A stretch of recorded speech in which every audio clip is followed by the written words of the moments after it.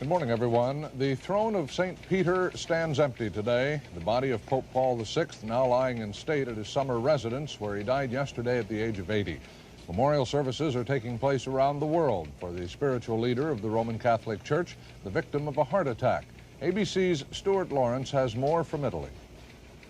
The Vatican's press officer announced here in Rome this morning that the sudden death Sunday night of Pope Paul was caused by a combination of a urinary infection, high blood pressure that brought on a heart attack, and an acute accumulation of fluid in his lungs. These complications came in quick succession, despite medical efforts through Saturday night and all day Sunday by the Pope's two doctors and the consulting urologist. The body of Pope Paul will be lying in state at the Papal Summer Palace in Castel Gandolfo, where he died, before being brought back to the Vatican for the 9 days of traditional funeral ceremonials. The cardinals resident in Rome today hold the first of the series of meetings that will lead to the final conclave to elect a successor to Pope Paul. And other cardinals from around the world are now beginning to arrive here in Rome. This evening, the first of the masses for Pope Paul will be celebrated in St. Peter's Basilica by the canons of the Basilica. Stuart Lawrence, ABC News, Rome.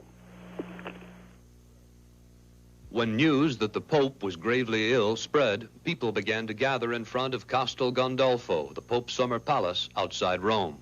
For the first time since he became Pope 15 years ago, Paul VI on Sunday canceled his traditional blessing. His doctor had confined him to bed. While he was resting, he suffered a heart attack, and 4 hours later, he was dead. Well, we just thought we'd pay our respects and well, I think it's interesting to see the way the Italian people would react to it, and it really has been quite different than I thought it would be.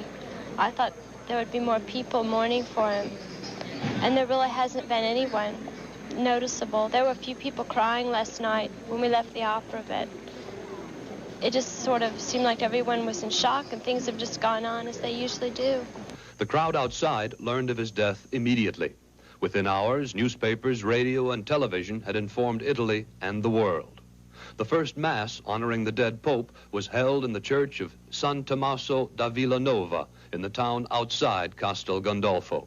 Pope Paul had several times recently spoken of dying, but this seems to have been no more than an old man's awareness of age. His doctors had described him as being in reasonably good health.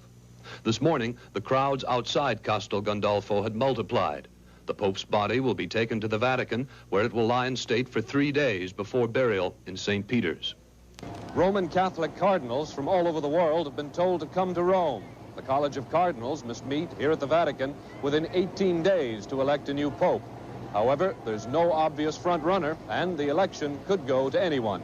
Jack Smith, ABC News, Rome. The death of Pope Paul sets in motion the ritual secret balloting for cardinals to select the new pope. Among the non-Italian candidates, Argentina's Cardinal Pironio, Australia's Cardinal Koenig, and Cardinal Willebrands of the Netherlands. More likely choices, however, Italian Cardinal Baggio, Pinadoli, or Benelli, all with long-time involvement in Vatican affairs. The College of Cardinals is charged with replacing a man who steered the Roman Catholic Church cautiously through troubled times. Born Giovanni Battista Montini, he was elected pontiff in 1963, took the name of Paul, and became known as the Pilgrim Pope. More on his life from ABC's Bob Brown. He traveled in the provinces of the people he served, even in his early years as Archbishop of Milan.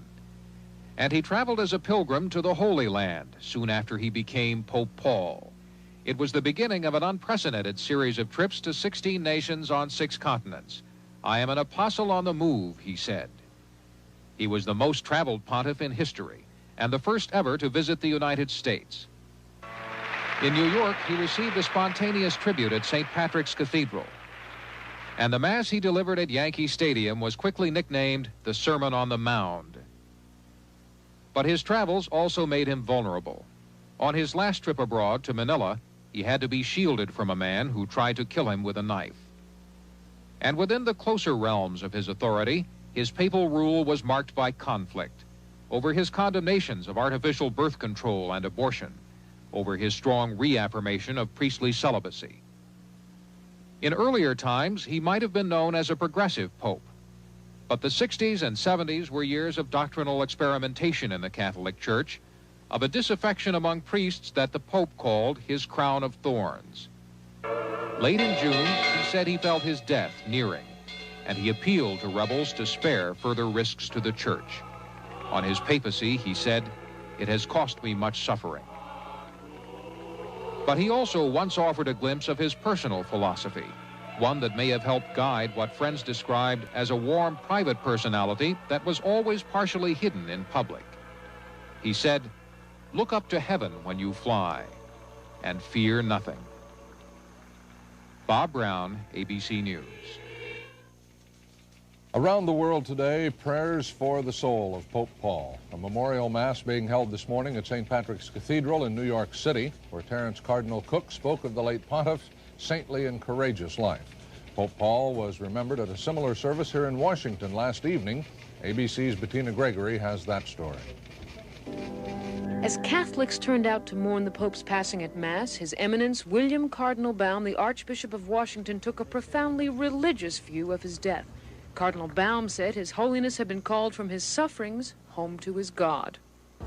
In our own church today is the feast of the Transfiguration of our Lord, a day when we celebrate the glory of Christ, a glory that was manifested even before his suffering and his death. So it is a beautiful day on which to die. And a beautiful day, the Cardinal said, to reflect on Pope Paul the man. Cardinal Baum said he knew the Pope well, had a private audience with him in Rome last June, and he said the Pope never failed to ask about secular problems here at home. He was particularly interested always to know about race relations in Washington.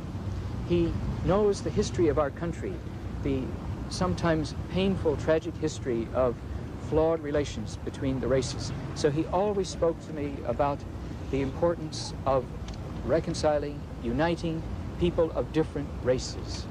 With all, he came through always as a man profoundly aware, with an acute understanding of what was happening, and also as a man of most profound compassion and gentleness. He combined this strength with gentleness. Cardinal Baum says he'll travel to Rome to attend the Pope's funeral, then take part in the election of a new Pope. But the Cardinal says any speculation about who might become Pope Paul's successor is forbidden by church law. Bettina Gregory, ABC News, Washington. Now a look at today's weather forecast.